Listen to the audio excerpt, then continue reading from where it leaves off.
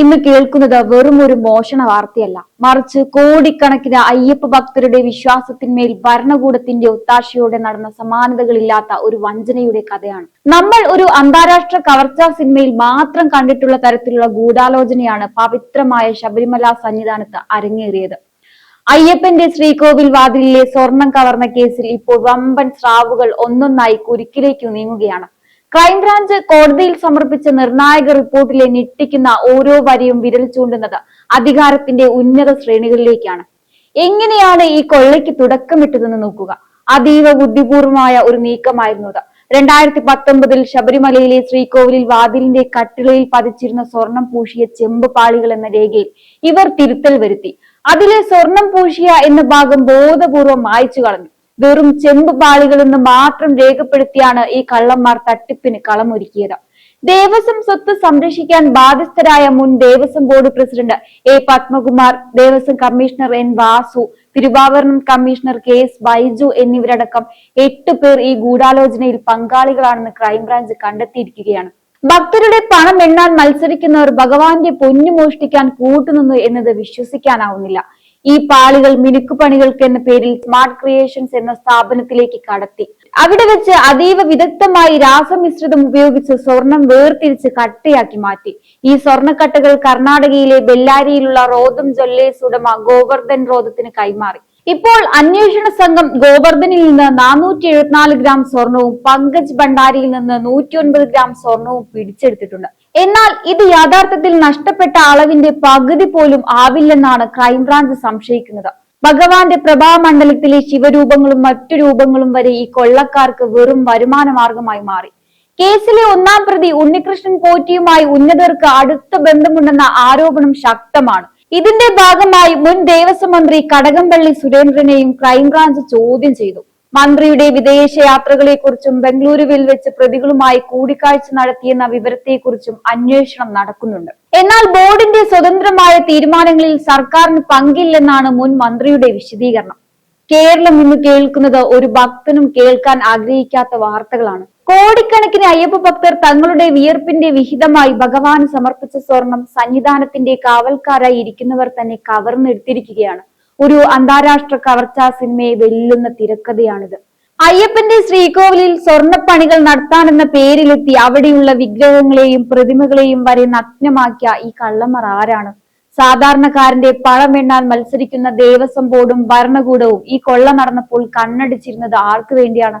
അന്വേഷണ സംഘത്തിന്റെ പുതിയ റിപ്പോർട്ടിലെ ഞെട്ടിക്കുന്ന ഓരോ വരിയും വിരൽ ചൂണ്ടുന്നത് അധികാരത്തിന്റെ ഉന്നത ശ്രേണികളിലേക്കാണ്. 2019 ജൂലൈ മാസം പ്രളയവും മഹാമാരിയും കേരളത്തെ പിടിച്ചുലയ്ക്കുമ്പോൾ ഭക്തർക്ക് നിയന്ത്രണങ്ങളുള്ള സമയത്താണ് ഈ കൊള്ള നടന്നത്. ശ്രീകോവിലിന്റെ കട്ടിളപ്പാളികളിലും ദ്വാരപാല ശില്പങ്ങളിലും സ്വർണത്തിന്റെ തിളക്കം കുറയുന്നു എന്ന വ്യാജ പരാതി ഉണ്ടാക്കിയാണ് ഇതിന് തുടക്കമിടുന്നത്. മിനുക്കുപണികൾക്കായി പാളികൾ ഇളക്കി മാറ്റണം എന്നായിരുന്നു നിർദ്ദേശം. സാധാരണഗതിയിൽ സന്നിധാനത്തെ ഒരു ആണി മാറ്റണമെങ്കിൽ പോലും കർശനമായ നിയമങ്ങളുണ്ട്. എന്നാൽ ഇവിടെ മുകളിൽ സ്ഥാപിച്ചിരുന്ന ശിവരവും മറ്റും അടങ്ങുന്ന പവിത്രമായ പ്രഭാമണ്ഡലത്തിലെ സ്വർണ്ണപ്പാളികൾ വരെ ഇളക്കി മാറ്റിയെന്ന നിർണായകമായ വിവരങ്ങളാണ് ഇപ്പോൾ പുറത്തു വന്നത്. ചെമ്പുപാളികൾ ദശാവതാരങ്ങളും രാശിചിഹ്നങ്ങളും സ്വർണം കൊണ്ട് ആലേപനം ചെയ്തതായിരുന്നു. ഈ പാളികൾ ചെന്നൈയിലെ സ്മാർട്ട് ക്രിയേഷൻസ് എന്ന സ്വകാര്യ സ്ഥാപനത്തിലേക്ക് കൊണ്ടുപോയി. അവിടെ വെച്ച് രാസമിശ്രിതം ഉപയോഗിച്ച് അതീവ വിദഗ്ധമായി സ്വർണം വേർതിരിച്ചെടുത്തു. മറ്റൊരു കാര്യം നോക്കൂ, 989 ഗ്രാം സ്വർണം നഷ്ടപ്പെട്ടുവെന്നാണ് ഇപ്പോൾ ക്രൈംബ്രാഞ്ച് സംഘം പറയുന്നത്. എന്നാൽ ഇതൊരു അറ്റം മാത്രമാണ്. യഥാർത്ഥത്തിൽ എത്ര കിലോ സ്വർണം കടത്തിയിട്ടുണ്ടാകുമെന്നത് ഭാവനയ്ക്കും അപ്പുറമാണ്. സർക്കാർ ഇത്രയും വലിയൊരു തിരിമറി നടന്നപ്പോൾ എവിടെയായിരുന്നു? പാളികൾ പുറത്തേക്ക് കടത്താൻ ഔദ്യോഗിക അനുമതി ഉണ്ടായിരുന്നു. ചെന്നൈയിലേക്ക് ഈ പവിത്രമായ പാളികൾ കൊണ്ടുപോകുമ്പോൾ ദേവസ്വം വിജിലൻസ് എവിടെയായിരുന്നു? പ്രതിയായ ഉണ്ണികൃഷ്ണൻ പോറ്റിയുടെ മൊഴി ശരിയാണെങ്കിൽ ദേവസ്വം ബോർഡിലെ അന്നത്തെ ഉന്നത ഉദ്യോഗസ്ഥരുടെ അറിവോടും നിർദ്ദേശത്തോടുമാണ് ഇതെല്ലാം നടന്നത്. സ്വർണം ഇളക്കി മാറ്റിയ ശേഷം പാളികൾ തിരികെ സ്ഥാപിച്ചപ്പോൾ അവയുടെ തൂക്കം പരിശോധിച്ചു. അവിടെ ഉണ്ടായിരുന്ന ഓവർസിയർമാരും എഞ്ചിനീയർമാരും എന്ത് റിപ്പോർട്ടാണ് നൽകിയത്? പഴയ സ്റ്റോക്ക് രജിസ്റ്ററുകളിൽ വ്യാപകമായ കൃത്രിമം നടന്നതായി അന്വേഷണ സംഘം കണ്ടെത്തിയിട്ടുണ്ട്. നിങ്ങളൊന്ന് ചിന്തിച്ചു നോക്കൂ, ഈ കൊള്ള നടന്നിട്ട് 7 വർഷം പിന്നിട്ടിരിക്കുന്നു. ഇപ്പോഴാണ് ഇതിന്റെ ഞെട്ടിക്കുന്ന റിപ്പോർട്ടുകൾ പുറത്തു വരുന്നത്. ഇത്രയും കാലം ഈ വിവരം ആര് മൂടിവെച്ചു? കടത്തിയ സ്വർണത്തിൽ ഒരു ഭാഗം ബെല്ലാരിയിലെ ഒരു ജ്വല്ലറി ഉടമ വഴി വിറ്റഴിച്ചു എന്നാണ് കണ്ടെത്തൽ. അന്തർ സംസ്ഥാന ബന്ധമുള്ള വലിയൊരു മാഫിയ തന്നെ ഇതിന് പിന്നിലുണ്ട്. ശബരിമലയിൽ സ്വർണം കുറഞ്ഞുവെന്ന് കണ്ടെത്തിയിട്ടും എന്തുകൊണ്ട് ഉന്നത ഉദ്യോഗസ്ഥർക്കെതിരെ അന്ന് തന്നെ നടപടിയെടുക്കാത്തത്? കേവലം വകുപ്പ് തല അന്വേഷണം എന്ന പേരിൽ താഴെത്തട്ടിലുള്ള ഉദ്യോഗസ്ഥരെ ബലിയാടാക്കി മുകളിലുള്ള സ്രാവുകളെ രക്ഷിക്കാനാണോ സർക്കാർ ശ്രമിക്കുന്നത്? പവിത്രമായ ആ സന്നിധാനത്തെ സ്വർണ്ണപ്പാളികളിൽ പോലും കൈയിട്ട് വാരാൻ മടിക്കാത്ത ഒരു ഭരണകൂടവും അവർ വാഴിച്ച സഖാക്കളും ഇന്ന് നിയമത്തിനു മുന്നിൽ വിയർക്കുകയാണ്. ശ്രീകോവിലിലെ വാതിൽ ദ്വാരപാലക ശില്പങ്ങളിൽ നിന്നും മാത്രമല്ല, അയ്യപ്പന്റെ പ്രഭാമണ്ഡലത്തിൽ നിന്നും ദശാവതാര രൂപങ്ങൾ പതിപ്പിച്ച പാളികളിൽ നിന്നും സ്വർണം കവർന്നിട്ടുണ്ട്. എന്നാൽ ഈ പാളികളിൽ ഉണ്ടായിരുന്ന യഥാർത്ഥ സ്വർണത്തിന്റെ അളവ് ഇതിലും എത്രയോ കൂടുതലാണ്. ഇതിന്റെ കൃത്യമായ സത്യം പുറത്തു കൊണ്ടുവരാൻ സാമ്പിളുകൾ VSSCയിലേക്ക് ശാസ്ത്രീയ പരിശോധനയ്ക്ക് അയച്ചിരിക്കുകയാണ്. ആ റിപ്പോർട്ട് വരുന്നതോടെ ഈ കൊള്ളയുടെ യഥാർത്ഥ ഭീകരത പുറത്തു വരും. ഈ കേസിന്റെ വേരുകൾ കേവലം ഉദ്യോഗസ്ഥരിൽ മാത്രം ഒതുങ്ങുന്നതല്ല. കേസിലെ ഒന്നാം പ്രതി ഉണ്ണികൃഷ്ണൻ പോറ്റിയുമായി ഉന്നതർക്ക് അടുത്ത ബന്ധമുണ്ടെന്ന ആരോപണം ശക്തമാണ്. സന്നിധാനത്ത് സ്വർണ്ണപ്പണിക്കാരന്റെ സാന്നിധ്യമില്ലാതെ പാളികൾ ഇളക്കി മാറ്റാൻ അനുമതി നൽകിയ ഉദ്യോഗസ്ഥർ ആർക്ക് വേണ്ടിയാണ് ഇത്രയും വലിയ റിസ്ക് എടുത്തത്? ഭക്തലക്ഷങ്ങൾ കാണിക്കയായി സമർപ്പിച്ച ഓരോ ഗ്രാം സ്വർണവും ഇത്തരത്തിൽ കൊള്ളയടിക്കപ്പെടുമ്പോൾ അത് കണ്ടില്ലെന്ന് നടിക്കാൻ ഒരു വിശ്വാസിക്കും കഴിയില്ല. ദേവസ്വം ബോർഡിന്റെയും സർക്കാരിന്റെയും തണലിൽ വളരുന്ന ഈ മാഫിയ ശൃംഖലയെ പൂർണ്ണമായും വേരോടെ പിഴുതെറിയണം.